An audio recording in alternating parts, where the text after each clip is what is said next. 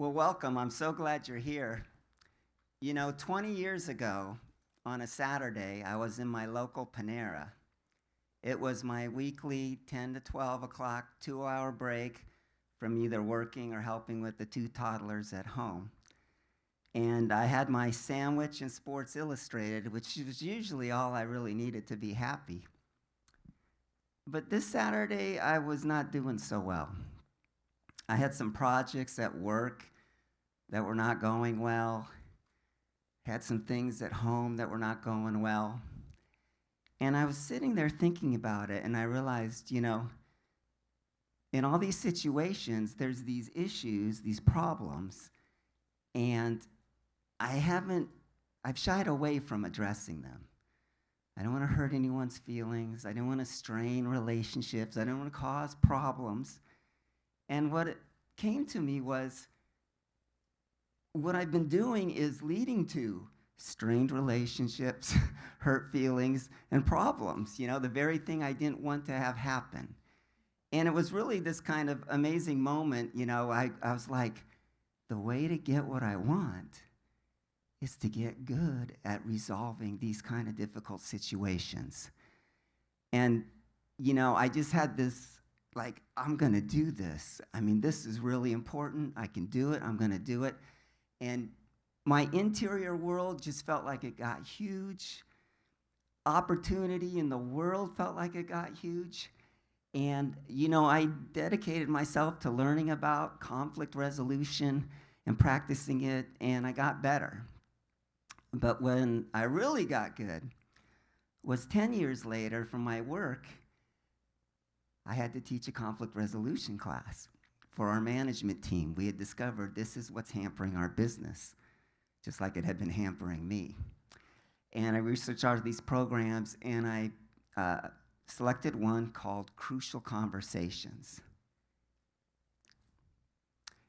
A crucial conversation is when the stakes are high, emotions are strong, and opinions vary. At work, it could be budgets or building a new site or promotions or hires. At home, how are we going to take care of our child who's just been diagnosed with an illness? Or are we moving for a career? Or are we going to add on? And this is where we're at, right? And what this company did is, for 20 years, they went into organizations, all sizes, all industries, all levels. And they said, who in your organization is a master at crucial conversations?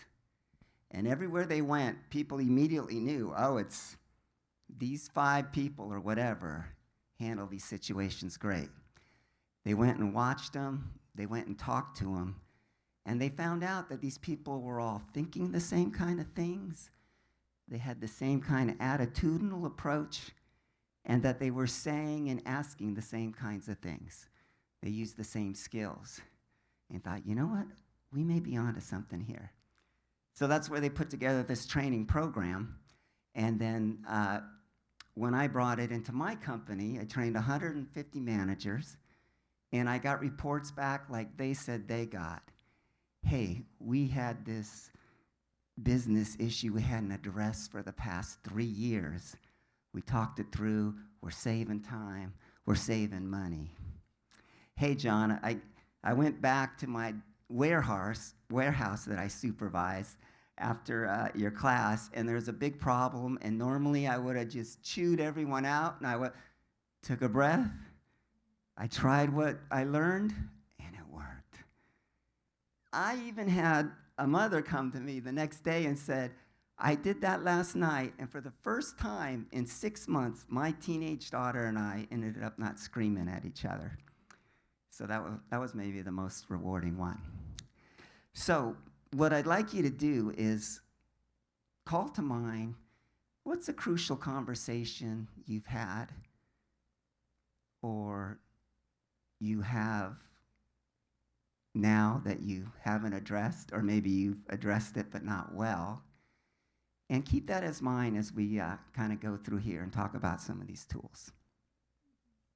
Now, one thing that can be really helpful when we're talking about these situations is to realize, is this like a single episode, a single issue that happened once? You know, you burned down the garage when you're supposed to be washing the car, but it only happened once, so we got to talk through that, right?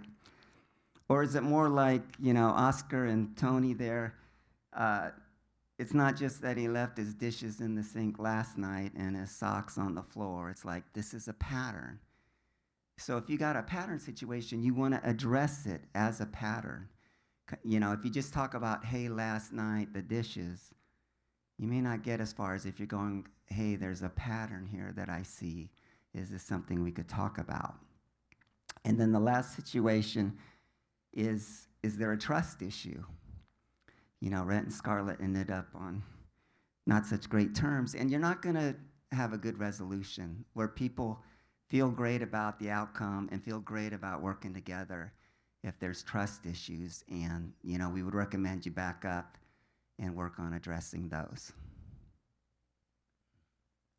Now, one of the things our researchers found in putting this program together, and I think this will resonate for you, that there were people who tended to go silent in crucial conversations. They would hunker down, they wouldn't engage, they wouldn't share their thoughts or their feelings or concerns, and you know, that's just the way they did it, like I was doing. You know, I'm a recovering silentaholic. And then the other people, they called them violent, but they just meant like they were aggressive, they were pushy, right? Maybe they got loud, intimidating to try to get what they wanted to be the decision. Now, you may be thinking, yeah, I know, you know, this person sitting next to me is this type or that type. But I want you to just for a second think about, well, where do I tend to land? Do I tend to be more silent maybe, or more towards the pushy end? And then I'd love if you would come up, and if we could have the silent people stand over here, and the not so violent people stand over here. How about all the people from the first couple rows come up for us? Well, I can tell we're in church because everyone's nice, right? We got a lot of nice people here who are never going to hurt anybody's feelings. Let me ask, when you look over here, is anybody on the wrong side? Yes. Oh, The one on the end. You want to bring her over here? You don't have to. It's your final call. That's like, I thought I am silent, but he would know better. Okay. And you guys over here, anybody you'd want to say, Red Rover, come on over? Or they look about right to you? Well, for purposes of today, we'll just go one way or the other. The tendency. Now, let me ask you, why do you take a silent approach, anyone? Now, let me hold the mic up for you then. Don't want to hurt anyone. Nice people. Anyone else? Not always sure how to start the conversation. Great. I find that being quiet, people don't know if you're smart or stupid. So I'll stay quiet for a while. It's out of Proverbs, so very, biblical response there. Okay, now, when I've been silent, there is this concern of not hurting other people's feelings. But for me, at least, deeper is, I don't want them mad at me. If I'm really honest with myself, it's not so much like, oh, they may feel bad. It's like, oh, I may get it coming back to me, you know?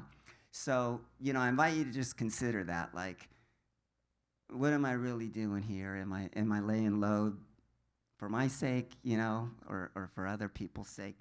And consider, like I said too, like, I was silent, but I ended up isolated, frustrated, problems with what was going on, all the things I didn't want. It didn't work. So, all right, how about over here? I don't like using that word violent, but how about our more pushy folks, assertive, aggressive? Why do you take that kind of approach? I don't start with that kind of approach, but what I've seen is when there's conflict, again, it has to be brought out, and until you speak your mind, nothing's going to happen, at least in your favor, that you're lobbying for and hoping for. Okay, so I like that. Nothing's going to happen, at least in your favor, but yeah, because you want to get your way. And there's something really great about, like, hey, we got to talk about this, right? This is not working. And I know other people I've talked to. Well, let me ask, anybody else got something to share? Well, I think I'm silent. But I think he's right, though. I think it's for a moment I'm silent and trying to see if it would go away. But if you push me, I'm also a fighter, so. Okay. Good to know. How about you two? Anything for us? I think with mine, it's he doesn't understand what I'm trying to say, and so I just get louder and louder and louder. All right. Doesn't understand what I haven't tried. Rick, is it a hearing issue or a comprehension issue? I mean, I think it's a hearing issue. You know, again, what I want to suggest is ask, like, okay, there's reasons I'm doing this, right? But maybe there's a better way. How well has it worked? And we want to think about, like, two things, right? What was the decision that was made? What was the quality of the decision? And what was the status of the relationship after the decision was made? Was it a decision that both people really liked and both people feel wonderful towards each other now that we've worked it out? Or maybe not. And that's what we're going to look at, a couple tools now on how to maybe make that happen. So great, thank you. Thank you for coming up. Go ahead and have a seat. So one of these skills that they found in the research that was common, they gave it this acronym CRIB, C-R-I-B. And let me just walk you through a little example, and then we'll do a couple more, okay? C is commit. Commit to a mutual purpose. Suppose I want to go to the 11 a.m. service, and someone in my household wants to go to the 9 a.m. service. And we might tend to be like, no, 9 o'clock, what? You know? And we get stuck, right? We get stuck arguing about 9 or 11. So the first thing to do is realize, okay, we're stuck, we're in opposition mode. Let's commit to a mutual purpose. Hey, let's stop arguing. Let's find a solution that we both like. And the way to get there, because it looks like you can't have a solution you both like, right? It's 9 or 11. But let's think about the R is recognize the purpose, the underlying purpose. And the way you do that is by asking why. Why do you want to go to the 9 o'clock service? Oh, well, I just love seeing the Smiths and the Carols. And that's about the only chance I get to see them. So I really enjoy that, and, you know, it's important to me. Okay, you want to see the Smiths and Carols? You know, it's the one day I get to sleep in, really sack out, and it really seems to help me. So now we've recognized the underlying purposes, right? Instead of arguing about the solutions that we want, hey, okay, here's what we're after. And then I is invent a mutual purpose. So, you know, that's kind of a fancy phrase or whatever, but all it means is, okay, let's find a way where you can get sleep and I can see the Carols and the Smiths. And B is brainstorm. How can we do that? And, you know, with some practice, I think you can see you can come up with several different ways. Why don't you go to 9 and I'll go to 11? I like to be with you. Well, why don't you go to 9 and stay for 11?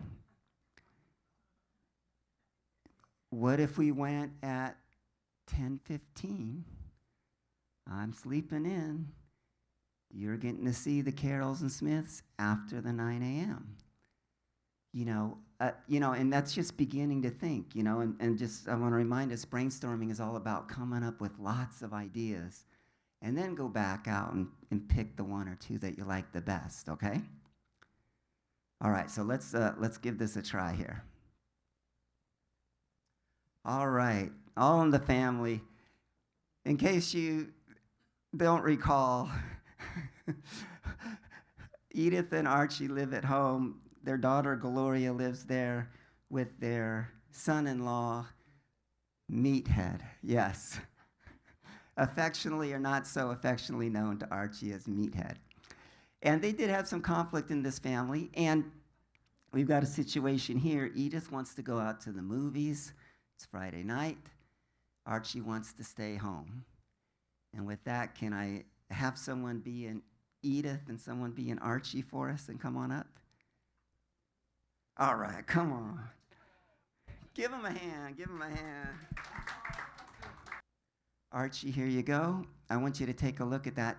That is the underlying reason you don't want to go to the movies. Now, you can't see that because you don't know. And this, dear Edith, is the underlying reason you want to go to the movies. Let me have you come over here. I'm going to give you guys, this is our method, right? Just there's the what to say line. So I want you to get a little heated arguing, okay? And then Edith, you're going to say, wait a minute, instead of arguing, let's find a solution, okay? All right. Okay. I'm tired. I want to stay home. But you've been resting all day long. What do you mean I've been resting? Yeah, I've been doing housework just like you told me to do.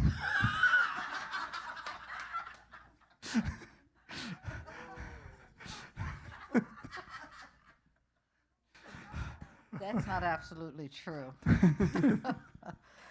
You do help, yes, but then you say, oh, I got to go rest. So you rest, and I'm home, and I need to get out. Well, it's going to cost me. Cost you? Yeah. If you go to the movie, you always like to see those expensive films, and I just don't have all that kind of free money to throw away an expensive film. Okay, now we're going to just take a time out behind the scenes. Is that really why you don't want to go? Is that what was written on your card?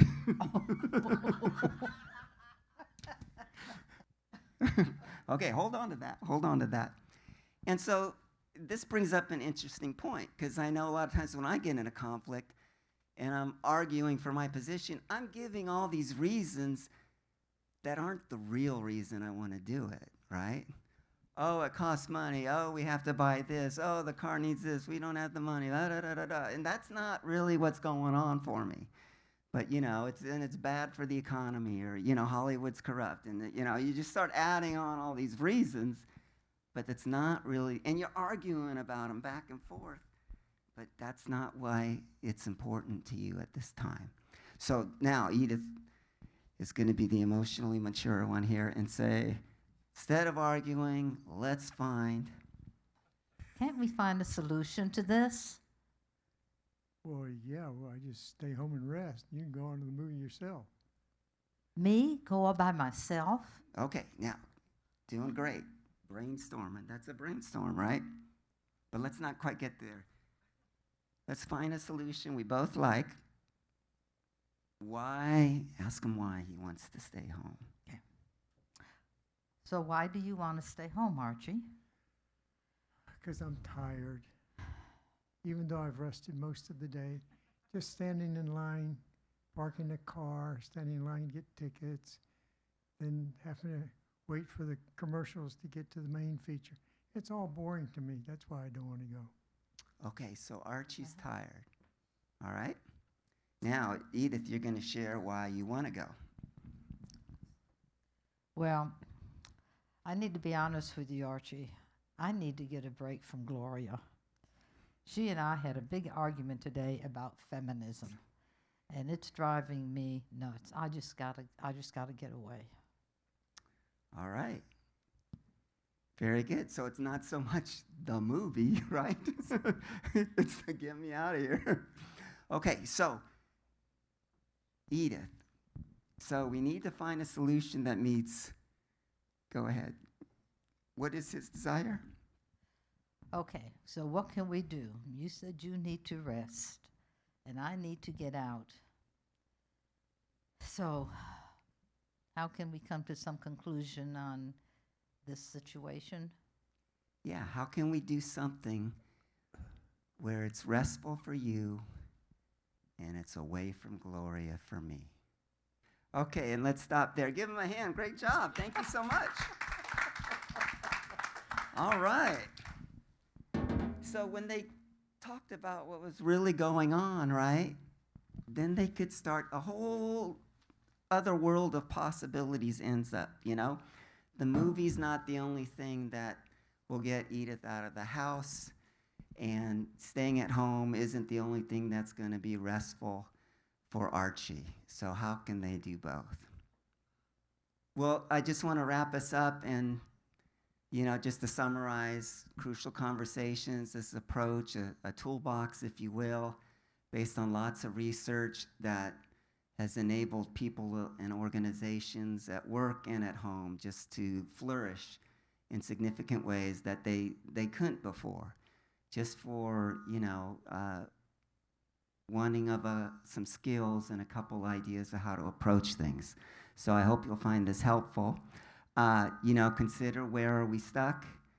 I mean, you may have something right now, you're like, I'm stuck, or we're stuck. And is it a single issue, a pattern, or a trust issue? Do I tend to be kind of the silent or more violent type? And so, you know, with that in mind, maybe we can move towards trying some new approaches. And then, you know, the basic crib technique is like, hold it, wait a minute, let's find something that works for both of us. Why? Why do you not want them to visit? Why do you want them to visit? You know, and when we get the whys, then we can say, okay, well, what can we do that you get your why met and I get mine? And let's just take 5 minutes and brainstorm like crazy, throw out ideas, don't evaluate them, and then we'll come back and start sifting through them. All right. Well, it's wonderful to see you all again, and thank you for being here. Give yourselves a hand.